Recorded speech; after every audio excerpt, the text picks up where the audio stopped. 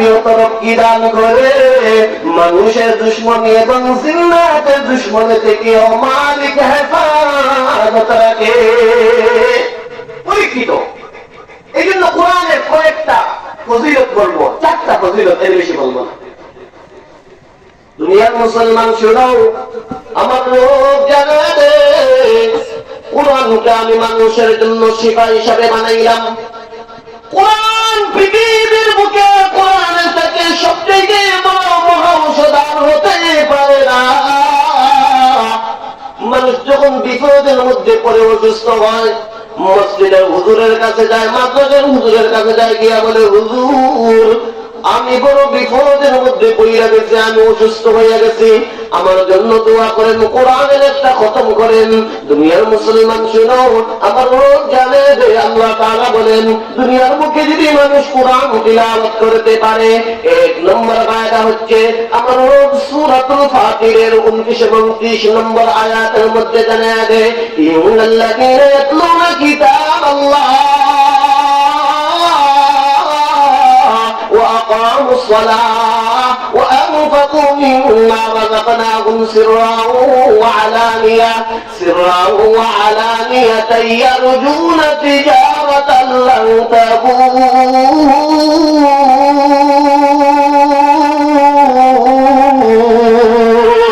আল্লাহু আকবার। আমার রব জানাবে কোরআন তিলাওয়াতের 1 নম্বর ফায়দা হচ্ছে এটা আমার মালিকের সাথে এমন একটা ব্যবসা, যেই ব্যবসার মধ্যে কোনো লস নাই, লোকসান নাই। দুনিয়ার জমিনে ব্যবসা করলে লস হয়, লোকসান হয়। 2 নম্বর কোরআন তিলাওয়াতের ফায়দা হচ্ছে মালিক সূরাতুল আনফালের 2 নম্বর আয়াতের মধ্যে জানায় দেয়, ইন্নামাল মুমিনুনা আল্লাযীনা ইযা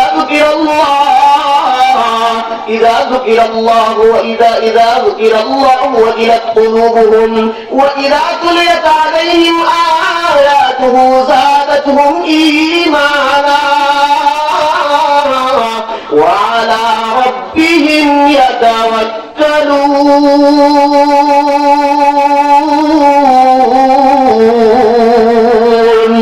দুনিয়ার মুসলমান শোনো, আমার রব জানায় যে কোরআন তিলাওয়াতের 2 নম্বর ফায়দা হচ্ছে যত যে বেশি কোরআনের সাথে সম্পর্ক লাগাইবে তার সম্মান মালিক বানিয়ে দিবে। কোরআন এবং সম্মান বলা, কোরআন যেই জায়গায় গেছে ওই জায়গা সম্মানিত হইয়া গেছে। মদিনার নাম মানুষ চিনত না, মক্কার নাম মানুষ চিনত না, মানুষ মক্কাও চিনত না, মদিনাও চিনত না। কোরআন আছে মক্কাকে আল্লাহ সম্মানিত বানিয়ে দিছে, মদিনার কোরআন গেছে, মদিনা সম্মানিত হইয়া গেছে। যেই জায়গায় কোরআন যায় ওই জায়গা সম্মানিত হয়ে যায়। এই বুকের মধ্যে মানে কোরআন দে, ওই ব্যক্তির দাম ও বিশ্বের জমিনে বাড়ে এবং আসমানে মালিকের দরবারে ও বাইরা যায়। বিশ্বজির হাফিজদের কোরআন তিলাওয়াত শোনার জন্য মানুষ লক্ষ লক্ষ টাকা খরচ কইরা নিয়ে আসে। আমার মালিক বলে কোরআন তিলাওয়াতের 2 নম্বর ফায়দা হচ্ছে আল্লাহ তাআলা ঈমানকে বাড়াবে।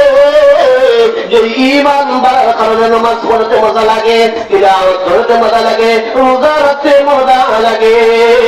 এর কারণে মালিক জানেন কোরআন যত বেশি তিলাওয়াত হবে তত বেশি ওই ব্যক্তির ঈমান বাড়ার কারণে মালিকের ইবাদতের মধ্যে স্বাদ পাইবে। কোরআন তিলাওয়াতের সবচেয়ে বড় ফায়দা হচ্ছে কোরআনকে আল্লাহ এমন ভাবে দুনিয়াতে পাঠাইতে নাযিল করেছে, আজকে পর্যন্ত এমন কোন মানুষ নাই মসজিদের ইমাম সাহেব অনেক ধরনের অভিযোগ থেকে হুজুরের এই দোষ সেই দোষ, হুজুরের আটা সুজা নাই, হুজুর যেটা তেরা চায়, অনেক অভিযোগ থাকতে পারে। কিন্তু দুনিয়ার মুসলমান করলে একটা কথা শুনবা, আজ পর্যন্ত পৃথিবীর বুকে এমন কোন অভিযোগ ইমানের বিরুদ্ধে করে নাই। আজকে কোরআন নাযিল হয়েছে 1450 বছর হয়ে গেছে, এমন কোন অভিযোগ আসে নাই। আমাদের মসজিদের ইমাম সাহেব প্রতিদিন নামাজের মধ্যে সূরা তিলাওয়াত করে আমাদের শুনতে ভালো লাগে না, এমন অভিযোগ আজকে পর্যন্ত আসে নাই। ঠিক না বেটি?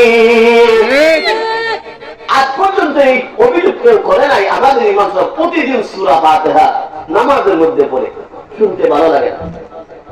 কোরআন তিলাওয়াতের মধ্যে আমার মালিক এমন মজা দেয়া দিছে, কোরআন যেই গন্ধে পড়া হয় আলাদা মজা লাগে। মতলব ইমাম সাহেব এই জন্য কবিরা জানায় কোরআন তিলাওয়াত কি মজা और ही कुछ है, कैफियत तस्लीम और अदा और ही कुछ है, कैफियत तस्लीम और अदा और ही कुछ है।